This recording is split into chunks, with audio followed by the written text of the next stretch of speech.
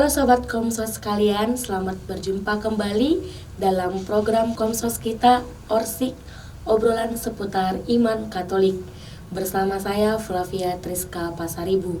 Nah, di episode kali ini kita akan membahas bacaan Injil di minggu ke-6 bersama dengan seorang Romo yang sebenarnya Romo ini sudah sering ya menjadi narasumber di program kita ini.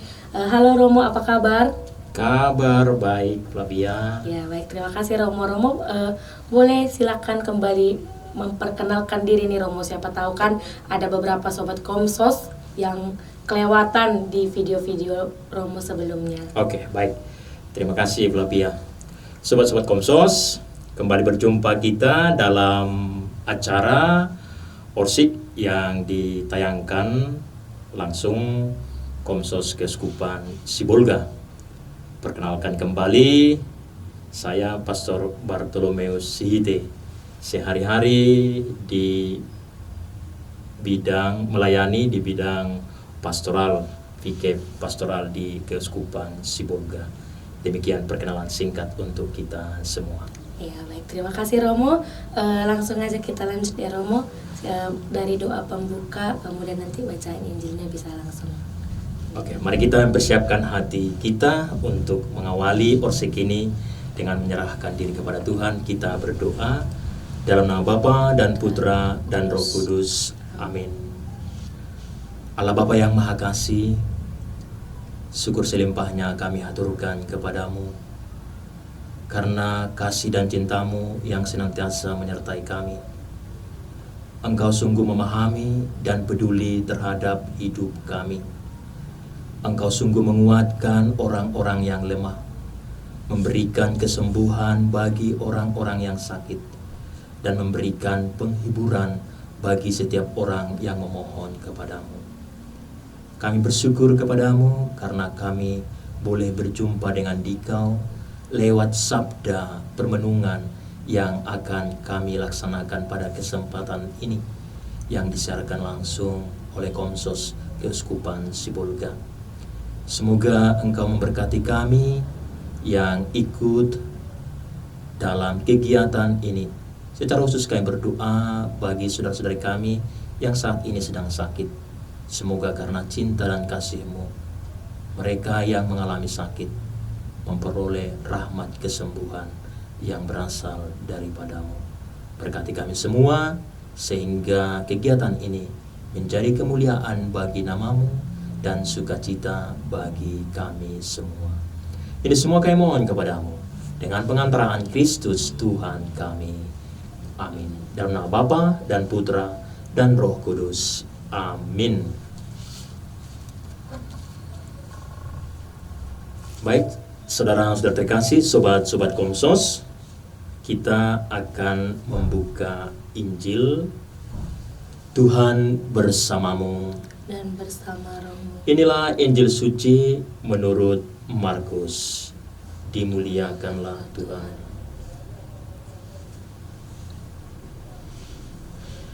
Seorang yang sakit kusta datang kepada Yesus dan sambil berlutut di hadapannya, ia memohon bantuannya, katanya, "Kalau engkau mau, engkau dapat mentahirkan aku." Maka tergeraklah hatinya oleh belas kasihan. Lalu ia mengulurkan tangannya, menjamah orang itu dan berkata kepadanya, "Aku mau, jadilah engkau tahir." Seketika itu juga lenyaplah penyakit kusta orang itu, dan ia menjadi tahir. Segera ia menyuruh orang itu pergi dengan peringatan keras, "Ingatlah, janganlah engkau memberitahukan apa-apa tentang hal ini kepada siapapun. Tetapi pergilah, perlihatkanlah dirimu kepada imam, dan persembahkanlah untuk pentahiranmu persembahan yang diperintahkan oleh Musa sebagai bukti bagi mereka." Tetapi orang itu pergi memberitakan peristiwa itu dan menyebarkannya kemana-mana, sehingga Yesus tidak dapat lagi terang-terangan masuk ke dalam kota. Ia tinggal di luar di tempat-tempat yang sepi. Namun orang terus juga datang kepadanya dari segala penjuru. Demikianlah sabda Tuhan. Terpujilah Kristus. Saudara sudah terkasih, sobat-sobat Komsos, Injil yang kita barusan dengarkan adalah Injil pada minggu biasa yang ke-6. Di sana ditekankan bagaimana Yesus sungguh-sungguh berbelas kasih kepada orang-orang yang memohon pertolongan darinya, secara khusus bagi yang sakit kusta. Kita boleh banyak belajar dari peristiwa yang ditampilkan pada minggu biasa yang ke-6 ini, dari seorang kusta yang sungguh-sungguh tidak diperhatikan oleh orang banyak hidupnya, yang dianggap najis, tetapi Yesus memutus tradisi itu, di mana yang menyingkirkan yang kusta itu dan membuatnya menjadi orang-orang yang sungguh bersyukur, berterima kasih karena dia menyembuhkan si kusta. Tidak hanya menyembuhkan secara fisik, tetapi juga mentahirkan, bahkan mengampuni dosa-dosa si kusta tersebut. Itulah gambaran umum dari bacaan suci Injil pada minggu biasa yang ke-6 ini. Baik, terima kasih banyak Romo. Dari bacaan yang sudah Romo sampaikan tadi dan dari penjelasan singkat tadi Romo, saya mau bertanya nih. Dalam bacaan Injil tadi kan dikatakan mengenai penyakit kusta ya kan Romo, kan dalam beberapa teks dalam kitab suci juga penyakit kusta ini sering muncul. Nah, sebenarnya penyakit kusta itu penyakit yang seperti apa Romo? Kemudian di zaman sekarang ini apakah masih ada penyakit itu, atau penyakit kusta itu sudah beralih ke orang yang pemalas misalnya, atau yang tidak taat beribadat, atau yang bagaimana? Oke, baik Flavia. Pertanyaan yang sangat bagus dari penjelasan Injil yang sudah kita dengarkan. Sobat Komsos, untuk mengetahui apa itu penyakit kusta, sebagaimana yang sudah dikisahkan dalam Injil yang barusan kita dengarkan, bahwa sampai saat ini memang masih ada yang namanya penyakit kusta. Bahkan ada beberapa kongregasi susteran yang sungguh-sungguh terlibat untuk menangani orang-orang semacam ini. Tetapi jauh sebelum ke situ, bisa kita merujuk dalam tradisi Perjanjian Lama. Boleh kita membukanya dalam Imamat bab 13 dan bab 14. Di sana lebih rinci dijelaskan, diterangkan apa itu sakit kusta. Terus bagaimana penanganan terhadap orang-orang yang kusta, dan bagaimana sikap terhadap orang-orang yang kusta ini. Secara singkat boleh saya katakan begini. Yang sakit kusta atau penyakit kusta adalah penyakit yang menular. Itu sejenis penyakit yang kronis. Itu secara fisik. Tetapi dalam tradisi Perjanjian Lama, secara khusus dalam Imamat bab 13, di sana selain sakit fisik juga dia dikatakan sebagai kutukan ilahi karena dosa. Dalam bahasa spiritualnya juga menurut mereka bahwa itu adalah hukuman bagi pendosa. Itu dalam tradisi Perjanjian Lama. Nah, kalau kita misalnya bahasakan sekarang, bagaimana SOP-nya atau aturan-aturan bagi orang-orang yang kusta itu? Memang dalam tradisi Perjanjian Lama di sana sangat-sangat ketat dia, dan seolah-olah bahwa sangat terpinggirkanlah orang-orang yang sakit kusta itu. Misalnya mereka harus diisolasi, harus menjauh dari perkampungan orang-orang yang sehat.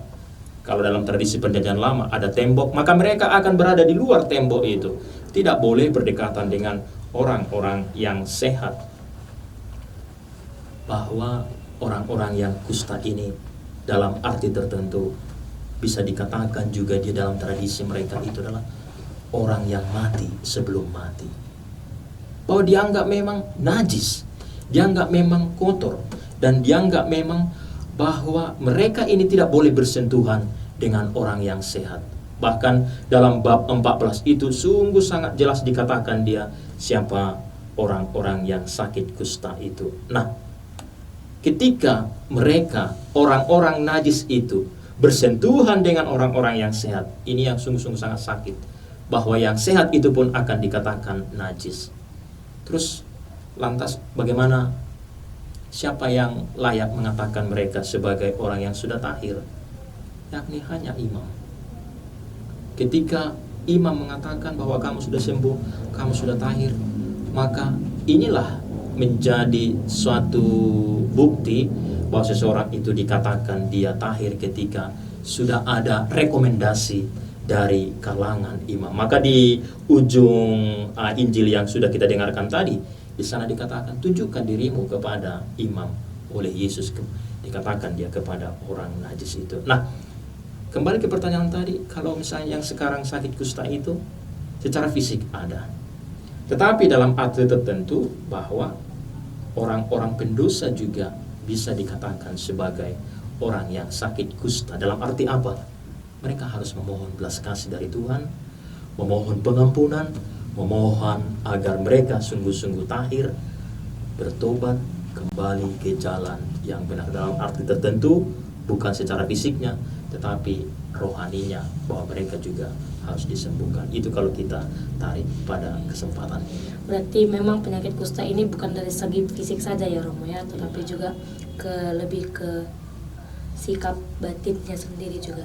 Kemudian Romo, tadi dari pembacaan Injil kita dengarkan bahwa Yesus itu melarang orang yang penyakit kusta ini untuk memberitakan mukjizat yang ia lakukan. Nah, kira-kira mengapa Yesus sampai melarang? Apa alasannya, Romo? Nah, sangat bagus apa yang dikatakan oleh Yesus itu kepada orang najis itu. Tapi sebelum sampai pada yang melarang itu, bahwa sungguh sangat menarik ketika si kusta ini datang ke hadapan Yesus. Dia berlutut dan dengan rendah hati memohon, kalau engkau mau, engkau dapat menyembuhkan aku. Dan Yesus didasarkan pada belas kasih mengatakan, saya mau, jadilah engkau tahir. Dan pada saat itu juga bahwa yang sakit kusta itu benar-benar tahir dan benar-benar sembuh. Sehingga sesudah sembuh, apa yang dikatakan oleh Yesus? Jangan beritakan kepada orang banyak.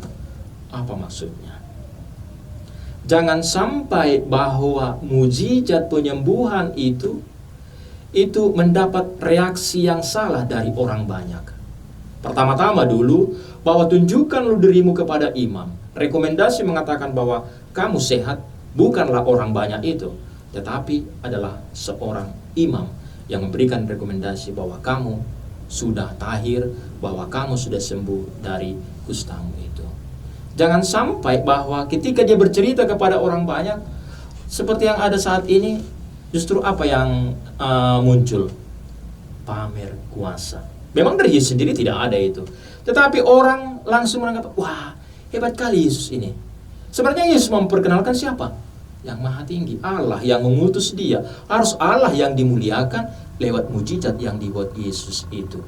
Jangan sampai orang menyalahartikan atau menangkap maksud yang lain, sehingga orang berkerumun memberikan like, memberikan jempol, sehingga salah sasaran. Seharusnya yang dimuliakan itu adalah Bapaknya yang mengutus dia, sehingga pesan yang mau disampaikannya itu nanti tidak akan sampai lagi, sehingga karena orang sudah menyalahartikan apa yang dikatakan. Tapi yang baik, yang apa yang dibuat oleh Yesus itu apa?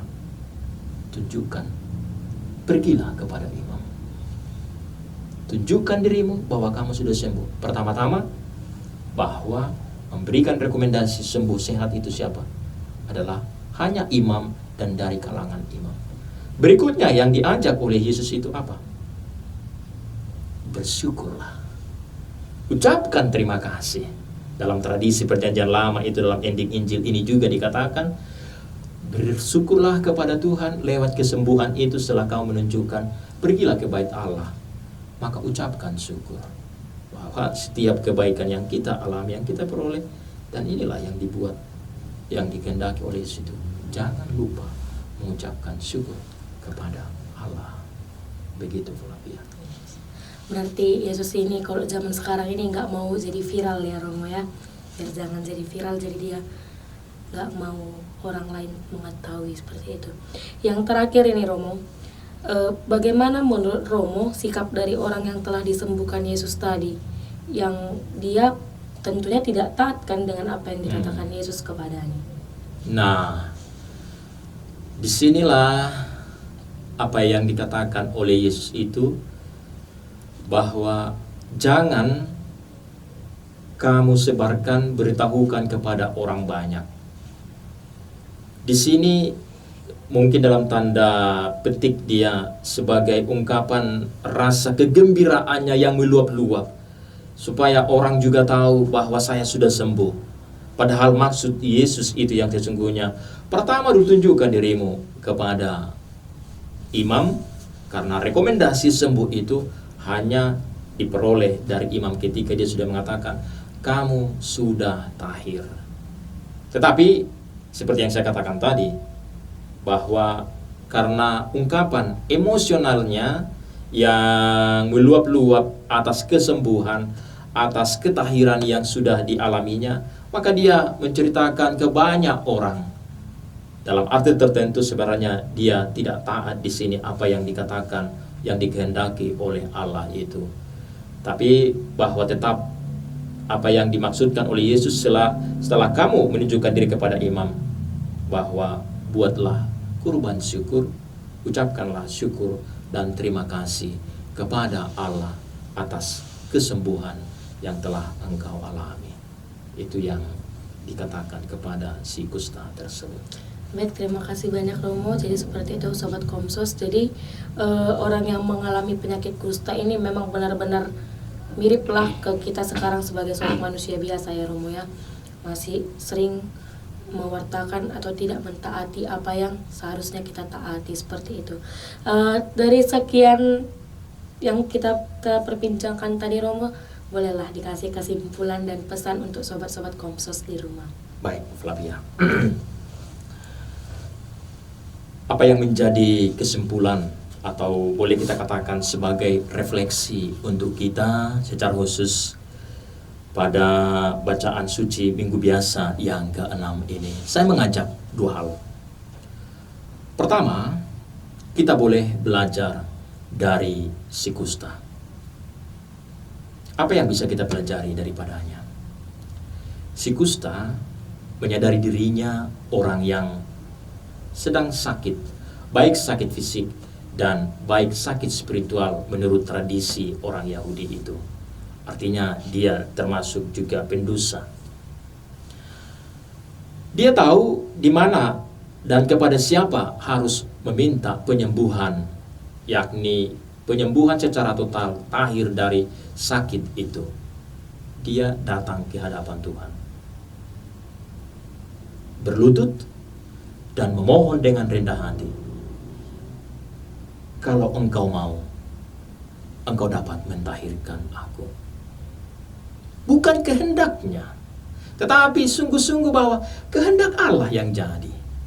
Ini sungguh-sungguh sangat mendalam ketika kita juga memohonkan sesuatu kepada Allah. Bukan pertama-tama permohonanku memang itu bermanfaat untuk saya, tapi kalau engkau mau, itu kehendak Allah. Dan tentunya bahwa Allah sungguh-sungguh sangat peduli dengan hidup kita. Dan apa yang terjadi? Kesembuhan. Dan kita juga tahir. Sembuh dari fisik, penyakit fisik, dan sembuh juga dari dosa-dosa kita ketika kita datang ke hadapan Tuhan. Itu yang pertama. Sobat Komsos. Yang kedua, lebih dari situ bahwa kita belajar juga dari Yesus sendiri. Apa pendasaran Yesus melakukan tindakan itu? Yakni hati yang berbelas kasih. Kalau mau kita lihat bahwa Yesus sebenarnya dalam arti tertentu melampaui hukum dan tradisi perjanjian lama. Memang dalam hukum itu dikatakan bahwa orang tidak boleh menyentuh yang najis, yang kotor itu, yakni si kusta itu. Tetapi didasarkan pada belas kasih bahwa Yesus melampaui. Tidak kita katakan melampaui, tapi melampaui, bahwa cinta kasih itu melampaui hukum yang dibuat. Maka dalam aspek-aspek yang lain bahwa Yesus sungguh-sungguh menekankan ini.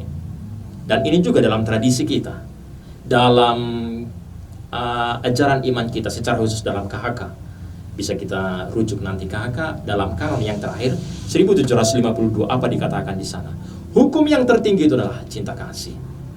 Dalam bahasa Latinnya dikatakan cura animarum, demi keselamatan jiwa-jiwa. Dan ini yang diteruskan oleh gereja kita, bahwa memang hukum itu dibuat, tapi semuanya itu adalah untuk cura animarum, yakni keselamatan jiwa-jiwa.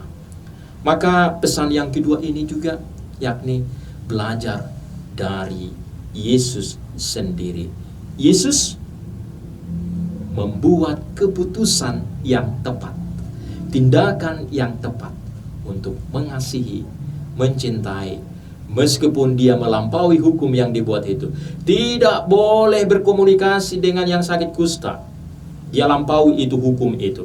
Tidak boleh menyentuh yang kusta, dia melampaui hukum itu. Demi apa? Keselamatan. Dia berani memutuskan dan mengatakan itu, bahwa aku mau, jadilah engkau tahir, jadilah engkau sembuh. Keputusan Yesus ini juga bisa kita adopsi, yakni memutuskan sebagaimana apa yang dikatakan, ajakan oleh Yesus kepada kita. Kalau engkau mau, engkau dapat mengikuti aku. Maka kata-kata itu dikatakan Yesus kepada kita.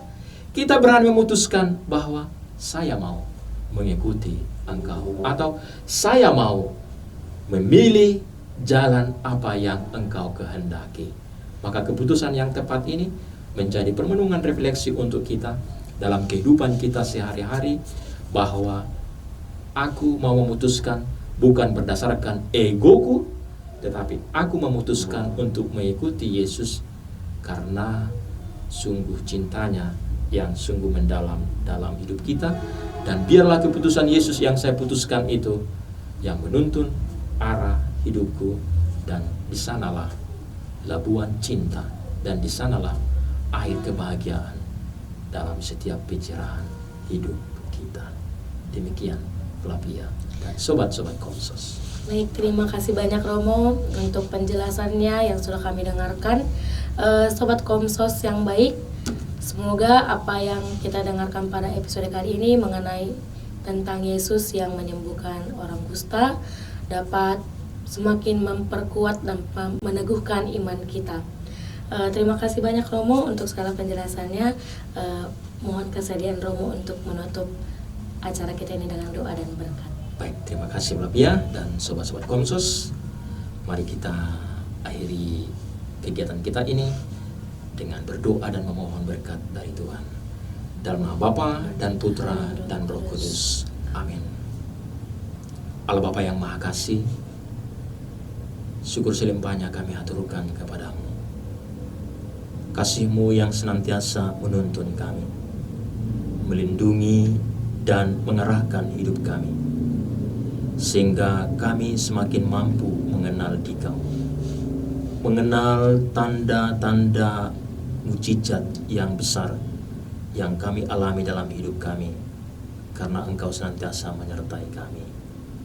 Kami juga bersyukur dan berterima kasih atas kasih-Mu yang selalu Kau limpahkan bagi orang-orang yang memohon pertolongan daripadamu.